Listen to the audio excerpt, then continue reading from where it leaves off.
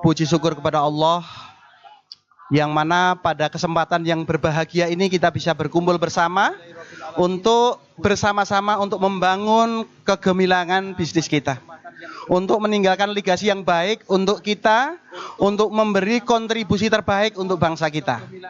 Ya, maka atas semua peparing dari Allah kita syukuri alhamdulillahirabbil alamin. Sholawat dan salam semoga tercurah kepada junjungan kita Nabi besar Muhammad sallallahu alaihi wasallam beserta seluruh keluarga dan pengikutnya hingga akhir zaman. Semua para saudara, para alumni GJOT Indonesia, ya, GJOT Indonesia. Pada sore hari ini saya akan menyampaikan pengalaman saya gimana menumbuhkan bisnis. Awalnya dari seorang karyawan. Saya 16 tahun di Astra Group di PT United Tractor, ya. Selama 16 tahun saya mendapat predikat 6 kali mekanik teladan nasional. Ya. Kemudian tahun 2010 saya resign membangun bisnis, ya, mendirikan Traktorindo Mitra Utama, yaitu CV awalnya. Jadi direkturnya saya, mekaniknya saya, administrasinya saya, dan semua masih dilakukan sendiri. Kenapa? Pada saat kita awal membangun sebuah bisnis, tentu kita belum trust dari tim kita itu belum ada. Sehingga pada saat perekrutan pun juga kita akan kesulitan. Maka di sini membutuhkan daya juang yang lebih, ya, daya juang yang lebih untuk bisa membangun sebuah perusahaan yang bisa bertumbuh secara sustainable. Kemudian di dalam kita bertumbuh, ya, ini ada milestone saya, ya, ada roadmap yang awalnya dari karyawan kemudian bertumbuh. Nah, kemudian pada tahun 2010 berkembang usaha saya mulai dari pertama, apa yang harus kita perbuat pada saat kita masih sendiri, pada saat kita mau mengkonversi keahlian kita menjadi sebuah usaha yang menguntungkan. Ya, dari karyawan menjadi entrepreneur. Ya, itu di 4 kuadran itu kita akan berubah dari kuadran kiri berubah menjadi kuadran kanan. Salah satunya adalah kita membangun trust. Di dalam kita membangun trust atau kepercayaan pelanggan tadi, langkah pertama yang harus kita lakukan adalah customer satisfaction. Ya, kepuasan pelanggan. Karena apa? Dengan memberi kepuasan pelanggan, maka kepercayaan pelanggan terhadap kita akan meningkat sehingga apapun masalah yang kita hadapi itu selalu ada solusinya. Bahkan solusi itu ada dari customer. Salah satunya permodalan. Jadi saya ada kebiasaan setiap ketemu dengan pelanggan-pelanggan besar, walaupun saya masih sendiri, saya selalu mengajak untuk kolaborasi. Bos, jika nanti saya ada proyek besar, nilainya miliaran, siap nggak kita kolaborasi? Oh, siap Pak. Gimana hitungannya? Oh, silahkan nanti bagi 2 saja. Nanti 100% saya yang eksekusi. Ya gitu. Oh, nggak bisa, maunya 60%. Oh ya. Catat 1 investor, calon investor. Belum tentu investor-investor yang sudah kita list ini tadi, nanti pada saat kita calling kita butuh belum tentu siap. Maka kita butuh banyak list. Nah, untuk membuat banyak list ini tadi, berarti kita harus menanamkan kepercayaan terhadap pelanggan atau calon investor itu. Karena cara termudah untuk membuat kepuasan pelanggan itu ya customer satisfaction itu. Dan itu ada di ring 1 kita. Yang tiap hari kita ketemu, tiap hari kita berkomunikasi. Itu. Kemudian di dalam kita membangun perusahaan ini ada 2 pilihan yang tadi sudah disampaikan Coach Salim. Ada 2 pilihan. 1, kita masuk di red ocean, yaitu kita berjuang, bertarung di zona merah, ya, perang harga, ya, saling menjatuhkan dan lain-lain, ya itu. Ataukah yang kedua, yaitu kita masuk di blue ocean strategi, ya. Saya awalnya di dunia alat berat, ya, di dunia alat berat.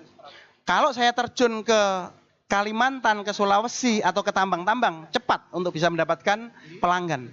Tetapi modal saya terbatas, resource saya terbatas. Sehingga kalau 1 aja pelanggan tadi nggak bayar ke saya, langsung bangkrut, Maka kita memilih untuk minggir dulu di pinggiran, di daerah NTT sana, untuk mengembangkan keberdayaan itu. Ya. masuk ke daerah-daerah terpencil yang mana di daerah sana dealer menjadi lemah, jauh dari pusatnya. Kalau dia di Jawa, di Kalimantan, resource mereka menang, modal menang, fasilitas menang, kemudian tenaga ahli banyak, dan lain-lain. Tapi kalau di daerah terpencil, dealer-dealer itu berbiaya tinggi. Mungkin bapak-bapak, ibu-ibu yang sudah pernah kerja di dealer tahu, ya. Kita mau mengirim teknisi ke Flores, harus pesawat ke Surabaya, Surabaya ke Kupang, Kupang pindah lagi ke ND, lewat darat lagi. High cost. Tetapi kalau kita langsung kita cegat di sana, kita bikin basis di sana, sewa satu rumah saja, maka kita bisa menghandle, membuat kerajaan kecil di daerah-daerah yang sulit terjangkau sama kompetitor yang besar. Ya, disitulah kita membangun keberdayaan itu. Ya, sehingga nama baik kita akan muncul dan bertumbuh. Ya, dan pada tahun yang sama saya penetrasi ke Timur Leste. Pertimbangan saya di sana negara baru, pembangunan banyak, alat berat banyak, dan mata uangnya dolar Amerika. Sehingga target saya terbesar adalah pada saat itu targetnya masuk ke UN, ke PBB yang ada di sana, karena punya alat berat banyak. Lah, untuk bisa masuk ke situ tentu sulit. Karena saya pribadi lulusan STM, bahasa Inggris juga paling banter dapat 6 gitu kan. Sehingga ini harus kolaborasi. Tapi ini tidak menyurutkan semangat kita untuk bertumbuh. Kita punya cita-cita besar di situ, gimana caranya? Cari teman-teman kita yang ahli, yang pinter berbahasa Inggris, atau mungkin guru Inggris, guru les. Nah itu kita ajak untuk nanti bernegosiasi. Ya, kita kontrak waktu pendek saja. Itu cara pertama untuk mendapatkan karyawan berkualitas dengan harga murah. Itu ya. Singkat cerita, sehingga di tahun 2011 saya mendapatkan proyek yang nilainya puluhan miliar. Pada saat modal saya kurang lebih hanya di bawah 60 juta modal saya. Nah, tetapi apa? Tetap bisa terhandle dengan baik karena kita punya investor tadi. Next. Ya. Video. Ya, ini proyek di Timor Leste, ya. Bahasa Tetun ya, Portugal. Ini alat-alat berat yang kita perbaiki dan kita serah terimakan ke pemerintah ya, ke UN.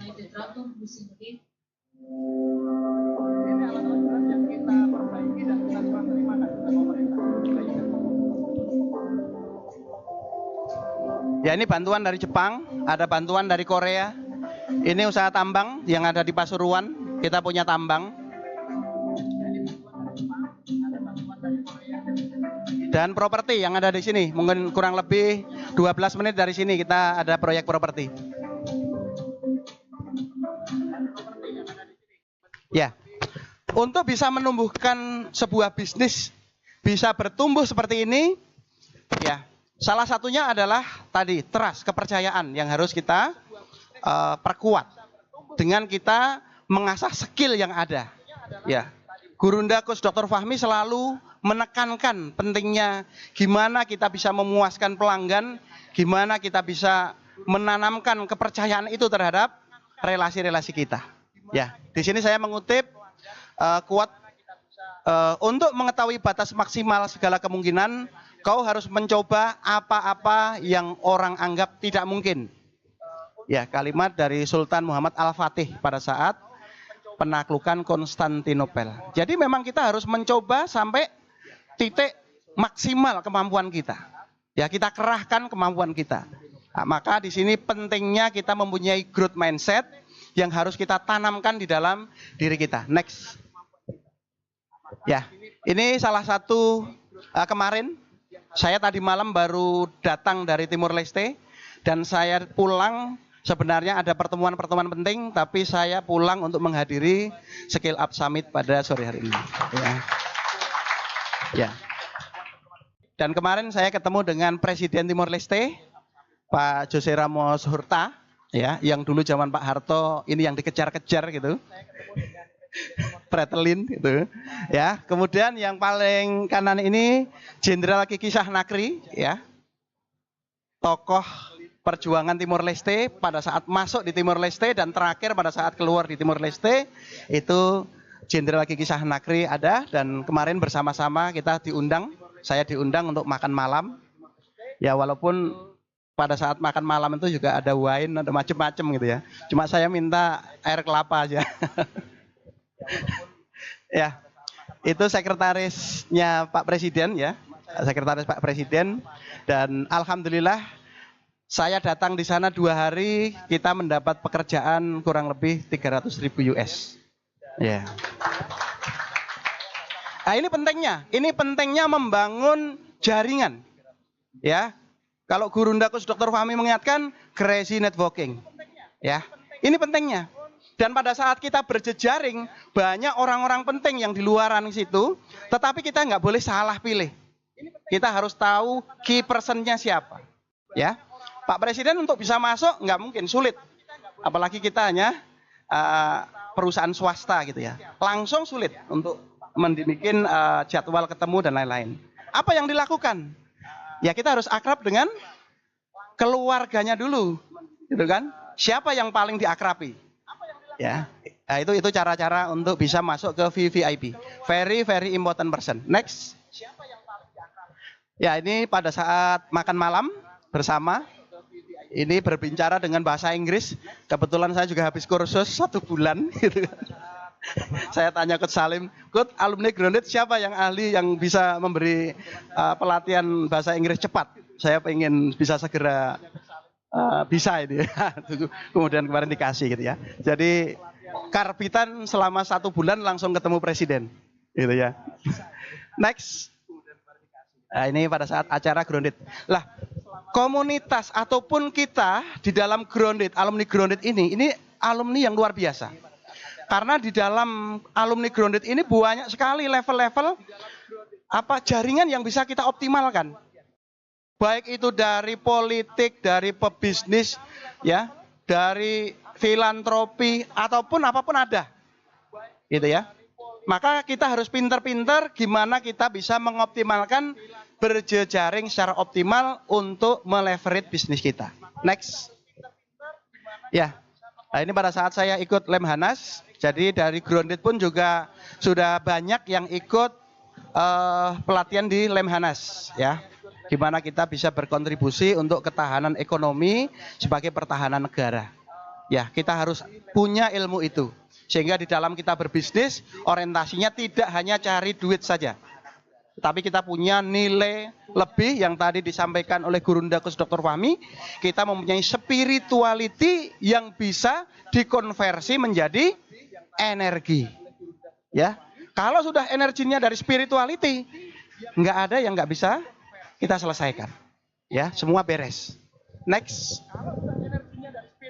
Lah, itu diawali dari Golden Circle, Clarity of Why. Tujuan besar kita hidup sekali di dunia ini apa? Ya. Ya, purpose of life. Tujuan hidup kita apa? Kemudian disiplin in how. Cara-caranya. Kita harus disiplin dengan cara kita membuat roadmap. Nah, pada kesempatan ini nanti akan dijelaskan gimana Bapak-bapak, Ibu sekalian bisa membuat roadmap untuk pertumbuhan bisnis yang hebat. Banyak, ada Coach Salim, ada teman-teman yang lain ya. Itu nanti akan bersama-sama untuk bisa membantu. Next. Next, lanjut. Ini waktunya tinggal 1 menit. Oke, semua diawali di growth mindset. Di mana growth mindset itu adalah gimana kita bersikap terhadap tantangan, rintangan, kritik dan kesuksesan orang lain. Kita bisa mengambil ilmu dari situ. Ya, kita bisa belajar dari kegagalan orang lain, tetapi kita bisa memberi solusi-solusi yang baik. Next. Lah, dari sini, ini merupakan entrepreneur DNA. Jadi sifat yang melekat pada seorang pengusaha hebat itu ada di sini. Ada 5 hal ini. Kemudian sebagai pijakan pondasinya kita punya software kemakmuran. Dan di dalam diri kita mempunyai spirituality bell, ya. Yang mana itu mengeluarkan energi yang hebat. Yang kita tidak capek pada saat kita mengejar target-target yang kita tetapkan. Ya, salah satunya opportunity hunter. Pengusaha hebat selalu mencari peluang-peluang. Ya, baik itu kita masuk lewat berbagai organisasi ataupun kita lewat potensi-potensi masalah yang ada di sekitar kita. Ya, saya terjun di alat berat karena saya expert di situ dan saya liatin banyak masalah di wilayah-wilayah terpencil, sehingga saya minggir ke sana. Ya, dan yang di sana juga blue ocean, gitu ya. Harganya kita kasih tinggi pun 2 kali lipat masih oke karena cari yang lain nggak ada, gitu kan. Ya, kemudian risk taker untuk bisa mengambil resiko harus punya data yang valid, yang akurat. Maka sebelum kita mengambil keputusan, mengambil sebuah resiko bisnis untuk bisa betul-betul kita ambil, kita harus bisa menakar masalah-masalah yang akan kita hadapi. Kita harus punya solusi plan A, plan B, plan C, sehingga di dalam bertumbuh kita bisa sesuai dengan perencanaan kita.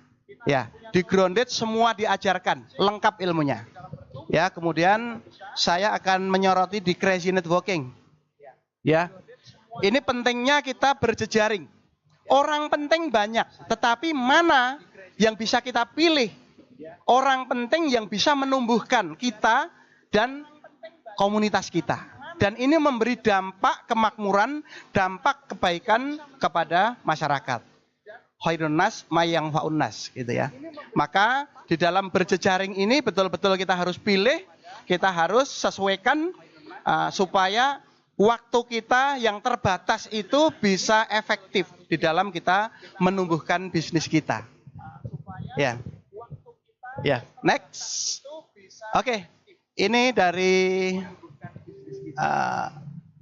Nicholas Taleb, ya, bahwa di dalam kita berjejaring ada 12 arah tumbuh, ya, lingkungan pertumbuhan. Ya. Termasuk kita menemui tokoh-tokoh baru, mendatangi panggung baru, ya. Kemudian kita ikut asosiasi-asosiasi baru, ya, mempunyai tujuan baru. Pada saat kita awal sebelum masuk Grounded tujuannya hanya berbisnis cari uang. Tetapi pada saat masuk di Grounded pasti akan terpapar karena banyak teman-teman dari penggerak peradaban, teman-teman dari politik dan lain-lain. Dulu saya itu anti sekali sama politik, tapi karena digesek-gesek sama teman-teman, akhirnya oh iya betul. Ternyata satu kebijakan ini bisa berdampak besar terhadap kesejahteraan masyarakat. Berarti ini juga perlu diperjuangkan. Ini termasuk hal yang penting yang harus diperjuangkan. Ya. Kemudian belajar bisnis baru. Belajar bisnis baru. Ini saya random ya karena waktunya terbatas. Belajar bisnis baru. Artinya sekarang adalah era digital.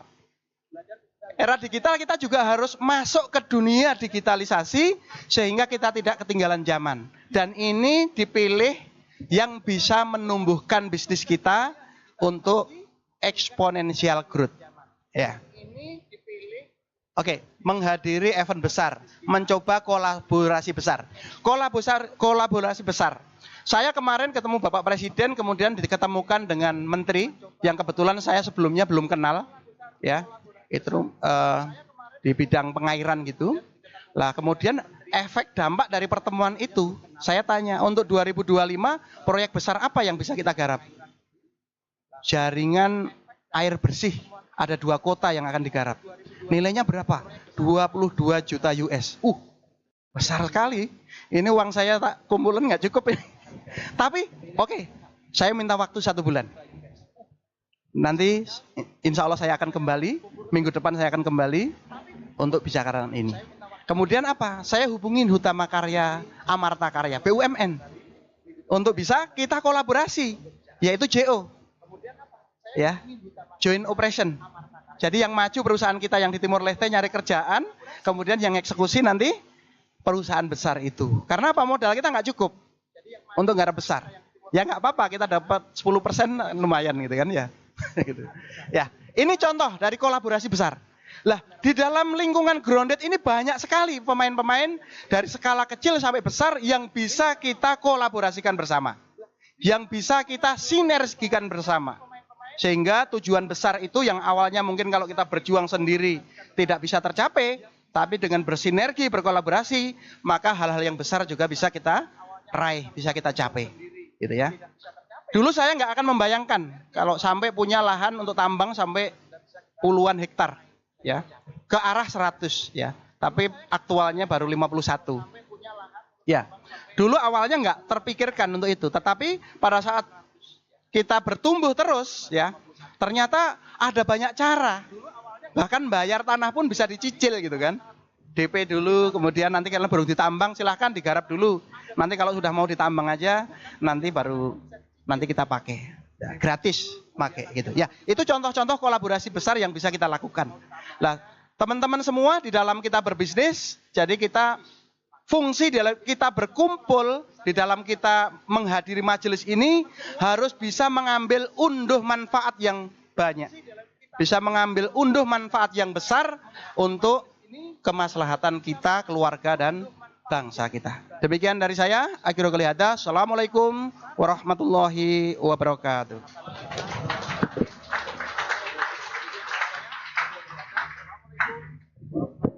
Terima kasih atas